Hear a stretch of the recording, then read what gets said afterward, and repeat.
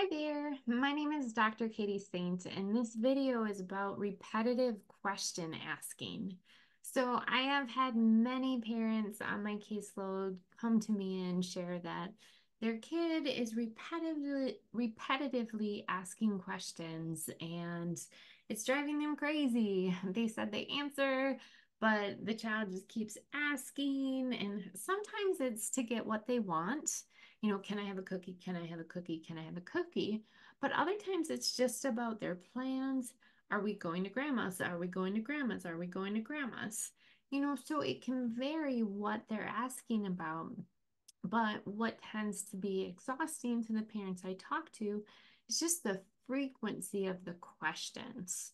So, this is definitely a skill that's worth addressing if we're looking at the behavior from the perspective of, is it harming relationships? Is it limiting learning? We would answer yes to that. And you could analyze in your individual situation how harmful it is. If it's not causing any harm, it's not worth addressing. But if it is damaging relationships, limiting learning, limiting their access to different things, then it's a behavior we want to address. So, if you decide you want to address this, the first thing that we want to do is identify the function. So, are they seeking your attention? Is this just an attempt to interact with you? Which for some of my clients, that's definitely what it is. They want a conversation, they want interaction, and this is the best way they know how. And so the repetitive asking is really just about connection. So we have that category. In another category, we have a group of people who are doing this repetitive asking because they're trying to get their way. There's a specific outcome that they want. Using the cookie example, can I have the cookie? Can I have the cookie? Can I have the cookie? After the 100th time, the parents are so exhausted and they just want a break, so they give the cookie so they can just have some mental space. So that's an example of how that pattern gets reinforced. And I get it. When you're a parent, you get exhausted sometimes and you just want a break. So we do what we need to get through the night. So that is the second category that we see a lot. The reason for the repetitive asking is to get their way in a specific way.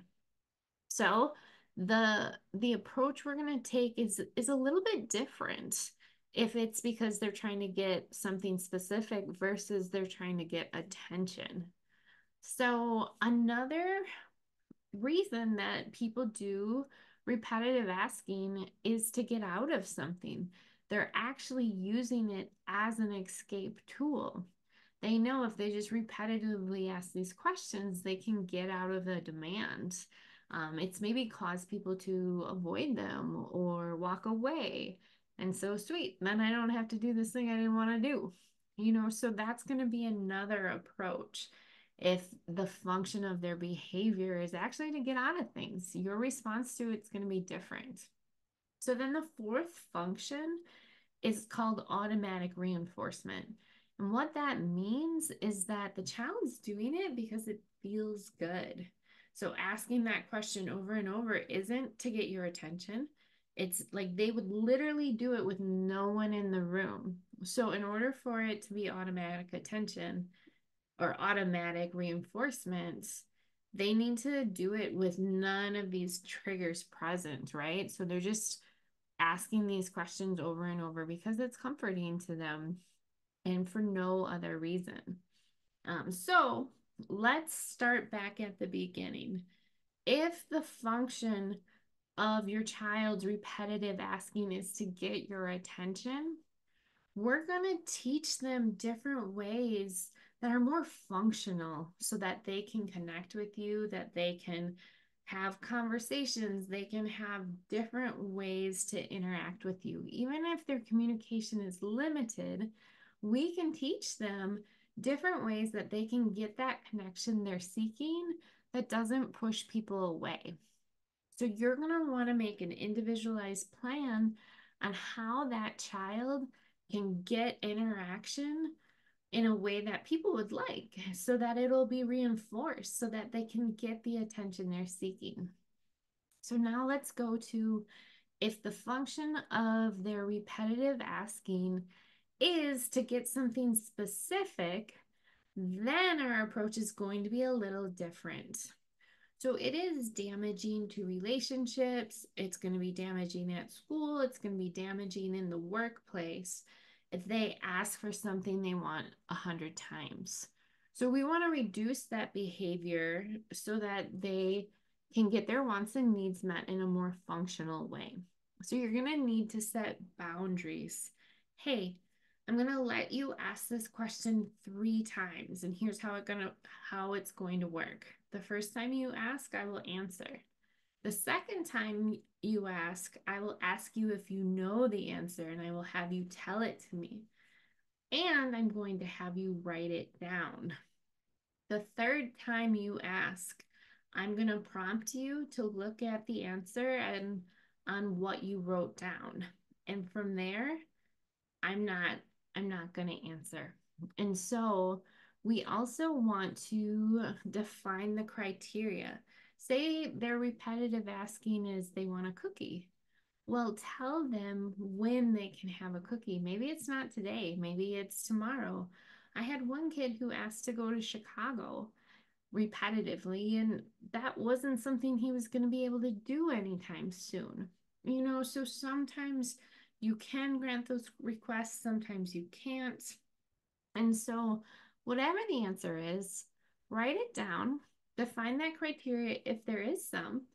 If there isn't some, that is okay. It is okay to say, we don't know, and I will not be answering this question for 24 hours. You can ask again tomorrow, and I'll let you know if I have any new information. Or you can ask me in a week, depending on what it is. So define your criteria and stick to it. One thing you really don't want to do is make repetitive asking effective in getting what they want. So if they learn, if I ask 1 time, I don't get what I want, but if I ask 50 times, I do, they are going to ask 50 times. So we want to shape that behavior, and we want them to learn that to get their wants and needs met, there's different ways that are more functional that don't damage relationships. So you want to heavily reinforce when they're waiting nicely for what they want. When they ask 1 time, maybe they ask once and you drop it, or you say no and then they don't repetitively ask. Come back in a few minutes and be like, "Oh my gosh, hey, I really liked that you only asked me 1 time, and when I said no, you accepted it. So I changed my mind. You can have it." So that way you are providing powerful reinforcement for them asking only 1 time and accepting your no. So that is a technique that you can do to reinforce that alternative behavior. So the next one is if they're using it to get escape. So we want to look at what they're trying to get escape from.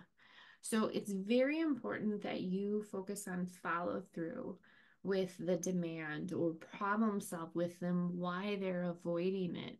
Try and figure out where the escape is coming from, and don't let the repetitive asking work as an escape strategy. Because again, that's going to be damaging to relationships, damaging at school, damaging at jobs. So we don't want that behavior to continue. So we can't let it be effective as escape behavior. So we're going to want to remember what the task is, bring them back to them. You can even tell them, like, hey, I would be happy to answer your question, but we need to finish this task first. And then you can answer it when they're done. But you want to just pause that and not answer it till they've completed whatever it is that they're avoiding. So then the last one is that automatic reinforcement. So this is the hardest one to shape. We can't make something not feel good. So if they are repetitively asking, This is where we would teach them a time and a place. Like, hey, I know you love asking these questions, but I can't answer them all the time. So I'm going to give you a time where you can repetitively ask questions, and you can ask me as many times as you want. So let's say from 2 to 2:30 is question time, and you can ask me 100 times and I'll answer. But when 2:30 is over, then I'm not answering anymore. And question time is over until tomorrow at 2. And so you just kind of schedule times like that, and you can make the times whenever you want and however frequent you want. But the important distinction is you're teaching them that there's a time and a place for it. So, like, for example, I like singing and like being goofy, right? But I can't do that all the time. It's not always appropriate for me to do that, even though I enjoy it. So we want to teach them the same thing. If you enjoy this, if this brings you comfort, that's okay. But there's only certain times that we're allowed to do those things because they get in the way, they're distracting, they can be damaging to relationships if we do them at the wrong times. So we're going to teach what the right times are so that you can have that without it causing damage to your life. All right. So those are the 4 functions of behavior and how they relate to repetitive question asking. Definitely talk with your therapy team about what your individual situation is. Your therapy team can help you analyze the function and really make a fantastic plan for you. We really like to focus on replacement behaviors to help our kiddos get their needs met in a functional way that doesn't get them rejected socially or get them in trouble or delay their learning. We want to help them replace some of these problem behaviors with things that are going to give them more reinforcement rather than less. So, again, with the video, keep in mind answering the repetitive questions over and over is definitely what reinforces it and maintains it. So you're definitely going to have to shape that behavior in yourself in order to shape the behavior in your kiddo. So I hope this video was helpful. Definitely reach out to your therapy team and they can give you more specific guidance. But thank you and have a great day.